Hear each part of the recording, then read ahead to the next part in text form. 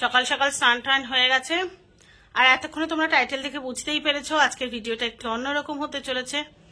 সবাই অনেক দিন থেকে অনেক রকম প্রশ্ন করছো, সব সময় তো লিখে লিখে হয়ে ওঠে না। আর সব সত্যি কথা বলতে আমি না অতটা মানে এক্সপার্ট নই যে টাইপ করা। যেমন যারা খুব বেশি হোয়াটসঅ্যাপে অ্যাক্টিভ বা এখনকার ছোট ছোট ছেলে মেয়েরা ওরা খুব সুন্দর টাইপ করতে পারে, খুব চটপট করে।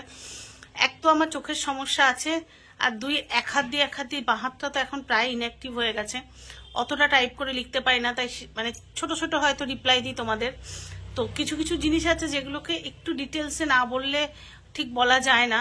তো ভেবেছিলাম সেরকমই একটা ভিডিও করব, আজকে সেই ভিডিও করারই পালা। তো ভাবলাম একদম ঘুম থেকে উঠে যেহেতু ব্লগটা শুরু করা হয়নি, স্নান হয়ে গেছে ইতিমধ্যে, তো এবার চলো ব্লগটা শুরু করি। আর ব্লগে আজকে অন্যরকম ব্লগটা করি, যেহেতু কালকে তোমাদের আমি কমিট করেছিলাম যে তোমাদের যার যা প্রশ্ন আছে আমি ডেফিনেটলি উত্তর দেব একটা ব্লগের মাধ্যমে। তবে হ্যাঁ, হয়তো সব প্রশ্নের উত্তর একটা ব্লগে দেওয়া সম্ভব নয়, কারণ আমি খুব একটা বেশি ব্লগ বড় করি না। তার একটাই কারণ, ব্লগটায় যেন তোমরা ইন্টারেস্ট হারিয়ে না ফেলো। তা সেই জন্য যেহেতু ব্লগটা ছোট, মানে একটু অতটাও লেন্দি করবো না, সেই জন্যই ব্লগটা যতটুকু পারবো প্রশ্নের উত্তর দেব। তারপরেও কারোর কিছু জিজ্ঞাসা থাকলে আবার প্রশ্ন করো, আরেকটা ব্লগে তোমাদের সাথে সেভাবে শেয়ার করব। তার আগে বলি সেই সব মানুষজনকে ধন্যবাদ, কারণ প্রচুর দিদিরা আছো যারা প্রতি মুহূর্তে আমার জন্য প্রে করে চলেছো আমি যেন সুস্থ থাকি, ভালো থাকি। আর হয়তো তোমাদের সবার প্রার্থনা ভালোবাসায় আমি কিন্তু অসুস্থ হয়ে পড়লেও আবার সুস্থ হয়ে ফিরে আসি তোমাদের কাছে।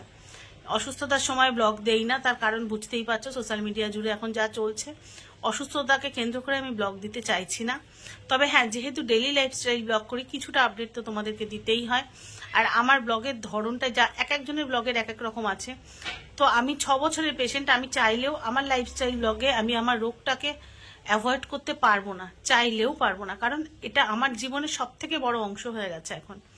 আমার যতদিন বেঁচে থাকা ততদিন হয়তো এর সাথেই বেঁচে থাকতে হবে। তো এটাকে আমি চাইলেও অস্বীকার করতে পারবো না। তবে হ্যাঁ, আমি চেষ্টা করবো আমার জীবনের বেশি আনন্দের মুহূর্তগুলোকে তোমাদের সাথে শেয়ার করতে।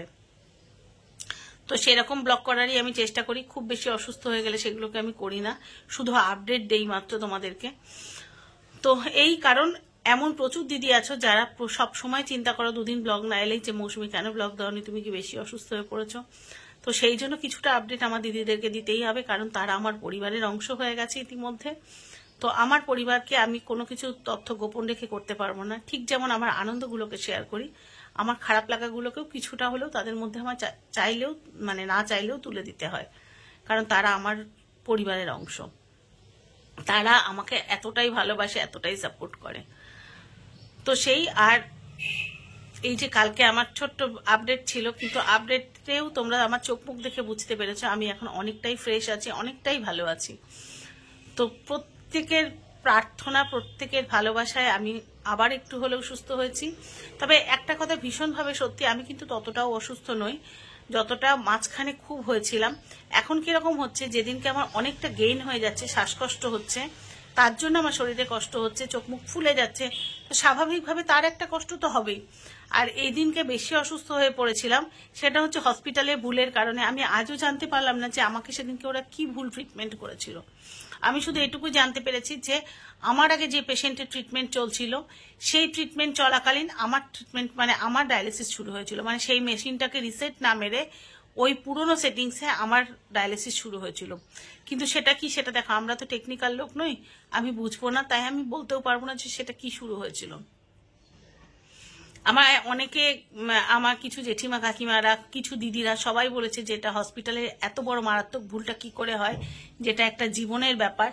তো হয়ে গেছে, এখন আমি কি করব, কারণ আমি হসপিটালে বলেছি, কমপ্লেনও করেছি, কিন্তু আমি তো প্রপার কমপ্লেন করতে পারিনি, কারণ অ্যাকচুয়ালি কি মানে ওরা কি ধরনের ট্রিটমেন্ট সেট করে রেখেছিল সেটা তো আমি বলতে পারিনি।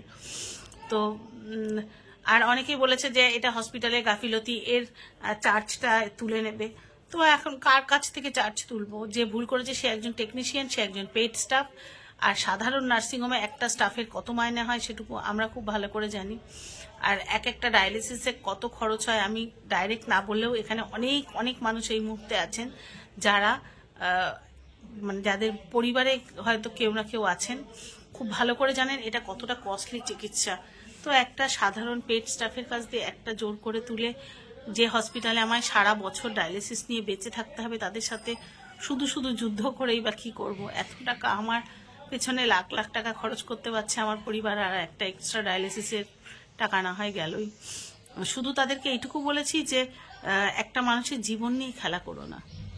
আজকে যেখানে আমার ট্রান্সপ্লান্টের মতো এত বড় একটা চিকিৎসা কয়েক লাখ টাকা বসে যেতে পারে, সেখানে একটা ডায়ালিসিসের খরচটুকু ঠিক আছে মেনে নেওয়া যায়, কিন্তু জীবনটা চলে গেলে ওদের ভুল ট্রিটমেন্টে, কারণ দেখো আমাদের মতো পেশেন্টদের তো একটা ইনসিকিউর লাইফ আছে, সেটা নিয়ে অস্বীকার করা কাজ নেই, কিন্তু ওদের ভুলের কারণে জীবনটা চলে গেলে সেটা চাইলেও আসবে না।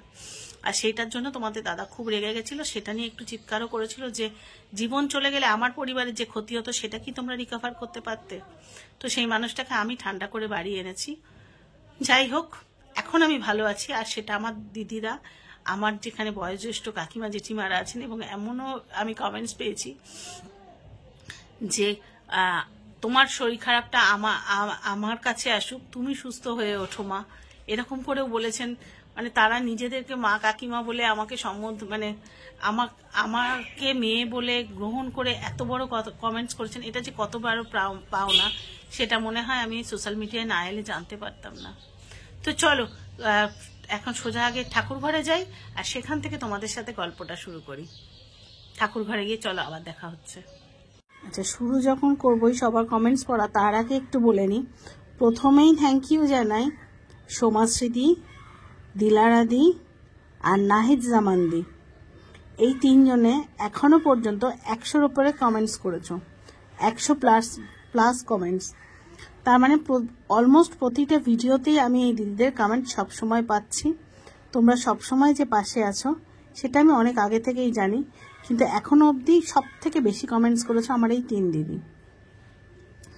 আচ্ছা, এবার আসি, দুজন দিদি সবসময় আমার ফোন নাম্বার চাইছো, তার মধ্যে স্বাগতা দি একজন এবং শর্মিলা দি, দুজনেই আমার সাথে কথা বলতে চাইছো বলে ফোন নাম্বার চাইছো। এর মধ্যে শর্মিলা দি একটা কমেন্টস করেছো, যেখানে শর্মিলা দি বলছে আমি ফোন নাম্বার দিয়েছি, তুমি হোয়াটসঅ্যাপে হাই পাঠাও। দিদি প্রথমেই বলি যে তোমার কমেন্টসটায় কিন্তু কোনো ফোন নাম্বার শো করছে না। আমার মনে হয় ইউটিউব ওখান থেকে ফোন নাম্বারটা ডিলিট করে দিয়ে থাকতে পারে, কারণ ওপেন প্ল্যাটফর্মে এটা হয়তো রাখছে না। অতএব আমার হোয়াটসঅ্যাপে হাই পাঠানোর কোনো জায়গা নেই। আসলে কি বলতো, আমিও সোশ্যাল মিডিয়ায় ওপেন প্ল্যাটফর্মে ফোন নাম্বারটা চাইলেও দিতে পারছি না। তোমরা ঠিক আমার সাথে যতটা যোগাযোগ করতে আগ্রহী, আমিও সমানভাবে তোমাদের সাথে যোগাযোগ করতে আগ্রহী, কিন্তু আমি যে ওপেন প্ল্যাটফর্মে কি করে বলো তো আমি ফোন নাম্বারটা দেই।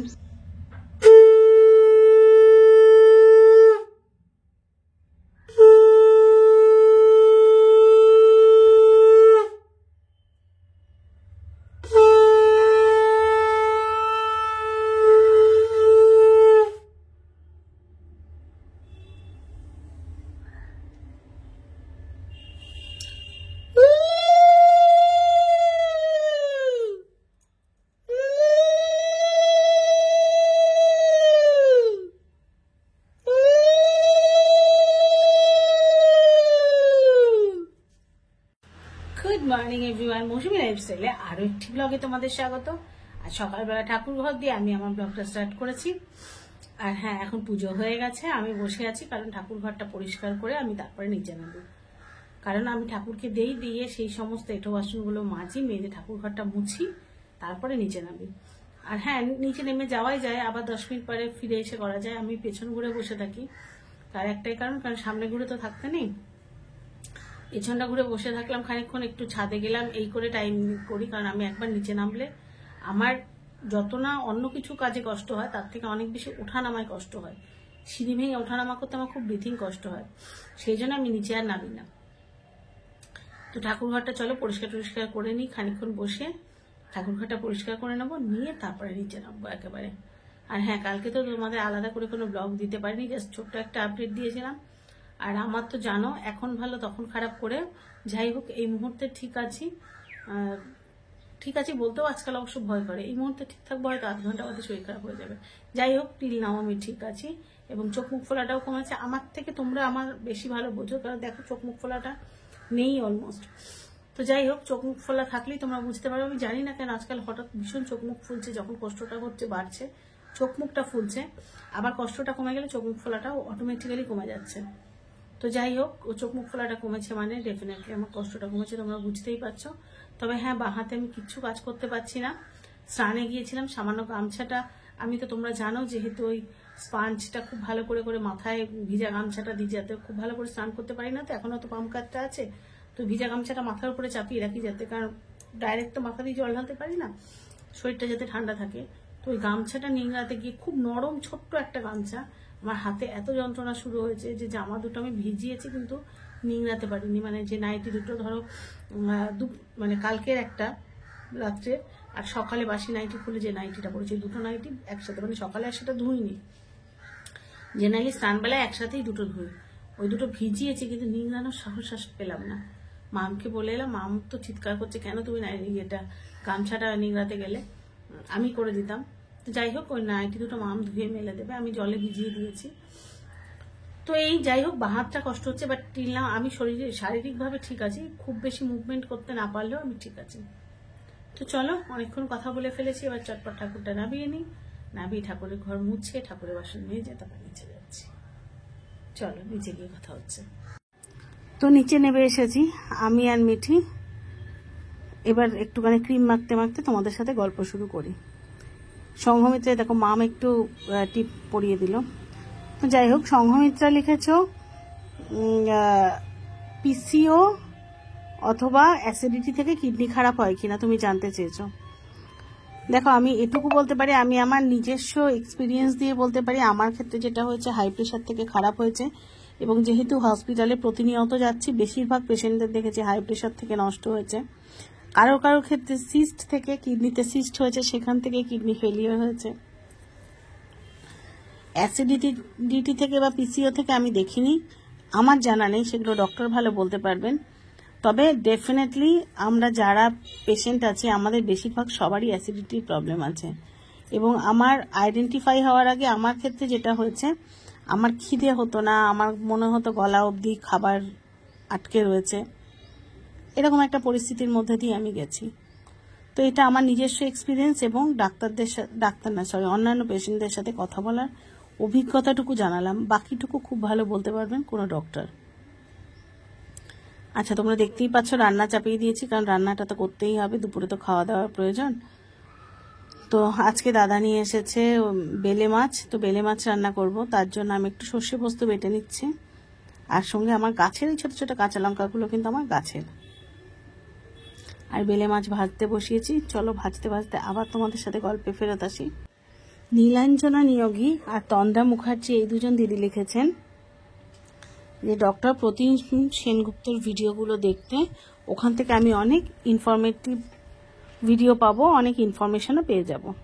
তো আমি জানতাম না, আমি ডেফিনেটলি দেখবো। আপনারা যখন সাজেস্ট করেছেন, যার মধ্যে নীলাঞ্জনা নিয়োগী দিয়ে একজন নিজেই পেশেন্ট বলে নিজেকে উনি দাবি করেছেন যে উনি নিজেও কিডনি পেশেন্ট, উনিও উপকৃত হয়েছেন, ডেফিনেটলি আমি নিশ্চয়ই দেখব। আপনি যখন উপকার পেয়েছেন এবং আপনারা দুজনেই সাজেস্ট করেছেন, আমি ডেফিনেটলি দেখব, তারপরে চেষ্টা করব সেখান থেকে নিজেকে সেইভাবে চলার। তো থ্যাংক ইউ আপনাদের দুজনকেই। এবারে বলি শিবানী সরকার দিদিকে, যিনি অলমোস্ট আমার নতুন ভিউয়ার্স। এই দিদি নিজেও কিন্তু একজন সিকেডি পেশেন্ট, এবং দিদি নিজেও ডায়ালিসিস নেন। তো আমার কষ্টের কথাই দিদি খুব ভালো বোঝেন। হ্যাঁ, আমি একটু ভুল বলছি, বাকি দিদিরাও ভালো বোঝেন, কিন্তু ভেতর থেকে ফিল করতে পারছেন শিবানী সরকার দিদি, কারণ নিজে তিনি একজন ডায়ালিসিস পেশেন্ট। তো আমার এই যে মাঝে মাঝে ক্রাইসিস যেগুলো হচ্ছে, উনি বুঝতে পারছেন যে কেন হচ্ছে, এবং ওই দিদি প্রতিনিয়তই বলছেন যে এরকম ক্রাইসিস মাঝে মাঝেই হয়, কারণ তিনি নিজেও ফেস করেন, আর যেহেতু এই দিদি নিজে ফেস করেন, তাই তিনি আমার ক্রাইসিসগুলো বুঝতে পারছেন। তো আমি এই দিদিকে রিকোয়েস্ট করব, দিদি আপনি কি করে ভালো আছেন সেই এগুলো যদি আমার সাথে একটু শেয়ার করেন, তাহলে আমিও চেষ্টা করব আপনার মতো করে নিজেকে ভালো রাখার। তো ভালো থাকবেন দিদি, সুস্থ থাকবেন, এই প্রার্থনা করি। এবার বলি স্বাগতা ঘোষ দিদির কথা, যার হাজবেন্ড, যে দিদির হাজবেন্ড নিজেও একজন ডায়ালিসিস পেশেন্ট। তো বলি দিদি, আপনিও এবং আপনার হাজবেন্ড দাদাও যেন খুব ভালো থাকেন, সাবধানে থাকবেন। আর বলি পম্পা দাস দিদির কথা, ওই মানে ওনার হাজবেন্ডেরও ডায়ালিসিস চলে। তো পম্পা দাস দিদি আমার কাছে জানতে চেয়েছিলেন যে টক দই কি খাওয়া যায় সিকেডি পেশেন্টদের। তো আমি আমার কথা বলতে পারি দিদি, আমার ডক্টর আমাকে 50 গ্রাম করে রোজ টক দই অ্যালাউ করেছেন। এবার অনেক কিছু তো পেশেন্ট টু পেশেন্ট ভ্যারি করে। আপনি যদি প্লিজ পারেন আপনার ডক্টরকে একটু কনসাল্ট করে নিন, সেক্ষেত্রে দাদার কি প্রয়োজন সেটা ডেফিনেটলি উনি বলে দেবেন। তো দেখো তোমাদের সাথে গল্প করতে করতে আমার এই মাছটা প্রায় হয়ে গেছে। এবার এটাকে আমি একটু নামিয়ে নেব, নিয়ে আমি এবার বসাবো চিংড়ি মাছ। আর হ্যাঁ, অনেকেই প্রশ্ন করো যে সিকেডি পেশেন্টরা কি এগুলো খেতে পারে? না, এগুলো সব কিছু খেতে পারে না, এটা খুব সত্যি কথা। কিন্তু সব কিছু দেখানো হয় না। ধরো আমি আজকে কিছু স্পেশাল স্পাইসি রান্না করছি, যেমন এইটা ধরো চিংড়ি মাছের মালাইকারি, আমি কি এটা খাবো? না, খাবো না। আমি সেক্ষেত্রে কি করি, আমার ওই যে ভাত হচ্ছে না, ওর মধ্যে আমার অনেক কিছু সেদ্ধ দেওয়া আছে, টক দই থাকে, দুধ থাকে, আমি এর মধ্যে কোনো একটা কিছু সিলেক্ট করে নিই। তাই তোমাদেরকে না পারি সেদ্ধটা দেখাতে, না পারি টক দইটা দেখাতে, আর দুধ জাল দেওয়া এটা তো আলাদা করে দেখানোর কিছুই নেই। যদিও আজকে আমি আলু উচ্ছে ভাজা করব, আর আমার ওর মধ্যে কিছু সেদ্ধ দেওয়া আছে। তো আমার বাড়িতে আরও কিছু সুস্থ মানুষ থাকে, কিন্তু আমার বাচ্চারা বা তাদের বাবা তারা কিন্তু সুস্থ। তো তাদের জন্য তো আমাকে কিছু ভালো মন্দ রান্না করতেই হবে না, তো সেটাই করেছি। আর এদিকে দেখো আমি যেই ফোনটা রেখেছি মিঠি ক্যামেরাটা নিয়ে দুষ্ট হয়ে গেছে। এই যে ভাত, এটা পরে করেছি, যেটা তোমাদের কাছে দেখানো হয়নি, আলু উচ্ছে ভাজা, বেলে মাছ। এখানে স্পুনটা রয়েছে কারণ তোমাদের দাদা খেয়ে গেছে, দাদাকে দিয়েছি, অফিসে বেরিয়ে গেছে। আর এই যে চিংড়ি মাছের মালাইকারি। তো রান্না কমপ্লিট। তো চলো আজকের ভিডিওটা এখানেই শেষ করি। সবাই যে যেখানে আছো ভালো থেকো, সুস্থ থেকো। দেখা হচ্ছে নতুন ব্লগে, ততক্ষণের জন্য সবাইকে টাটা।